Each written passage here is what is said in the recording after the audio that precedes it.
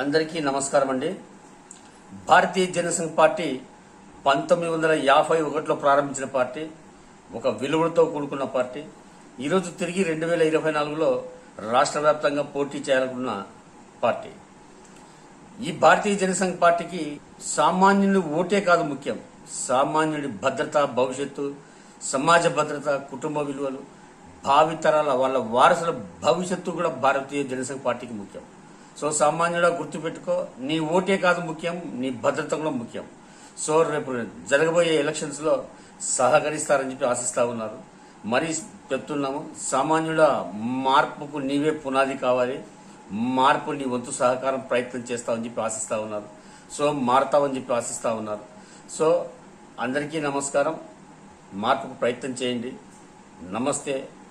Jai Bharatiya Jan Sangh party. Jai Hind.